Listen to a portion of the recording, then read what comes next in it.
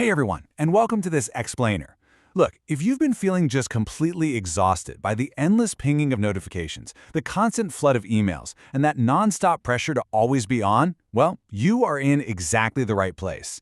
Today, we're diving into a genuinely groundbreaking concept from Cal Newport's book, Deep Work. Think about it for a second. Why do we feel so incredibly busy, literally drained by 5 p.m.? But when we look back at what we actually achieved, the answer is so often, nothing much. It's a frustrating, almost universal feeling right now. You sit at your desk for hours, right? But that needle just doesn't seem to move on your most important projects. Well, we're going to break down exactly why that happens, and more importantly, how to fix it. Okay, let's dive into this. We've got a structured roadmap today to get you out of that exhausting hustle culture. We'll start with the deep work hypothesis, move into escaping the trap of shallow work, choose your specific deep strategy, build that focus muscle, and finally uncover the true power of rest. Section 1. The Deep Work Hypothesis. We are about to completely flip your assumptions about modern productivity. So it's not about doing more, it's about doing things differently. Here is the core definition we really need to wrap our heads around. Deep work is the ability to focus without distraction on a cognitively demanding task. According to Newport, in today's distraction-heavy world, this specific skill is becoming incredibly rare. But, and here's the kicker, at the exact same time, in our knowledge economy, it's becoming infinitely more valuable. The people who can actually master this, they're the ones who are going to truly succeed. And this brilliantly illustrates the massive difference between what we think is work and what actual work is. Deep work brings intense concentration and highly meaningful output. On the flip side, we have shallow work. Answering non-essential emails, tweaking slide formatting, constant messaging. Shallow work creates this dangerous illusion of busyness. You feel super productive, but you aren't actually creating high value. Section 2. Escaping the shallow trap. Because right now, many of us are unknowingly sabotaging our own brains on a daily basis. Shallow work isn't just unproductive, it is actively destructive to your attention span. Science shows that when you constantly context switch, jumping from an email to a spreadsheet to a Slack message every 2 minutes, you are physically degrading your brain's capacity to focus. You are literally training your brain to lose its ability to think deeply. So the crucial point is we need a massive paradigm shift. Now, obviously, we can't completely eliminate shallow work. Emails still need to be answered, meetings still happen, but we have to bound it. Imagine if you restricted your shallow tasks to just 20% of your time, protecting a massive 80% for deep, high-impact work. That is where the real growth happens. To pull off that shift, Newport suggests the craftsman approach to digital tools and social media. Instead of downloading every new app just because everyone else is on it, evaluate your tools like a skilled craftsman. First, identify your core goals. Second, assess if the tool directly supports them. And third, only keep it if it adds substantial value. Actually, a great way to test this is a 30-day detox. Quit the optional tools for a month and see if your life actually gets worse, or if your focus drastically improves. Section 3. Choosing your deep strategy. Let's find your unique work rhythm. Now, what's really interesting about this slide is that there is absolutely no single right way to do this.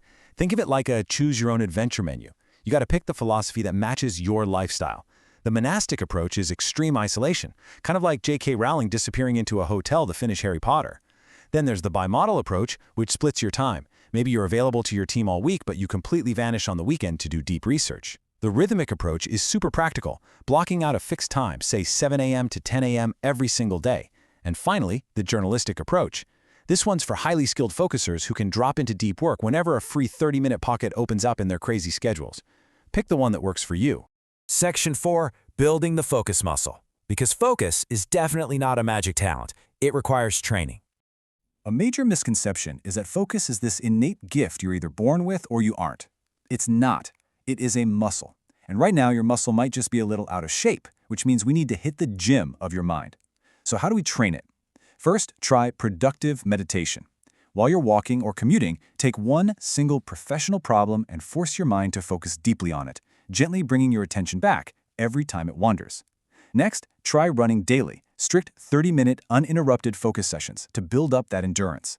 And crucially, this is a big one, you must learn to embrace boredom. Stop grabbing your phone the absolute second you have to wait in line. Finally, build a consistent physical routine. If you work at the same desk with the same lighting at the exact same time, you reduce decision fatigue, and your brain naturally lowers its resistance to doing the hard work. Now, this brings us to one of Newport's most counterintuitive rules. He says, schedule every minute of your day. I know. That sounds terrifying, incredibly rigid, and just completely exhausting. But stick with me here, because this is a major paradigm shift. This is all about time blocking, and it creates intention, not rigidity. Look, when you plan every block of time, even explicitly scheduling your rest, your lunch breaks, and yes, even your social media scrolling, you completely eliminate random reactivity. You are no longer at the mercy of whatever notification happens to pop up. You become the absolute master of your attention, which actually builds a massive sense of freedom. Section 5. The power of rest. Downtime is absolutely essential. Prepare yourselves, because we are about to deliver the biggest twist of this entire explainer regarding modern hustle culture.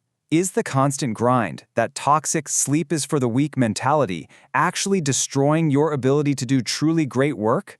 The answer is an absolute, undeniable yes. If you are constantly exhausted, you literally cannot do deep work. Let's move to and see how this builds out the science of downtime, making a really strong case for biological necessity.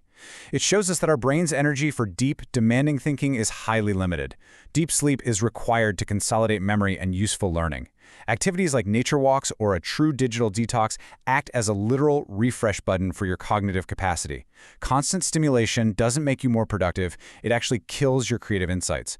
Resting heavily is a biological requirement to work hard. It is absolutely not a luxury. Newport perfectly summarizes this with a deeply memorable, wonderfully paradoxical rule: be lazy and work hard. It sounds completely contradictory at first, but it makes perfect sense when you understand the actual mechanics of deep work. See, most people live in what we call the exhausting middle. They work while checking their phones, and then they supposedly rest in the evening while anxiously checking their work emails. They're never fully on, and they're never fully off. To master deep work, you must move to the deep extreme. You need 100% intense focus when you work, followed by 100% complete disconnection when you rest. You have to protect your leisure time fiercely. Half-hearted work is the true enemy of success and happiness. Ultimately, what we learn from all of this is that deep work is not just some neat little productivity hack. It's a fundamental mindset for a more meaningful, peaceful, and fulfilled life. When you train your brain to engage deeply with a task, you produce higher quality output in way less time, yes. But more importantly, you cultivate this incredible inner sense of pride, mastery, and immense clarity that scattered multitasking could never, ever give you. So I want to leave you with this final provocative thought. Take a look at your phone and your calendar right now. Are you letting notifications completely dictate your day? Or are you going to take control? How will you intentionally spend your very next hour? Will it be shallow or will you go deep? The choice is entirely yours. Thank you so much for joining me for this explainer, and good luck building that focus muscle.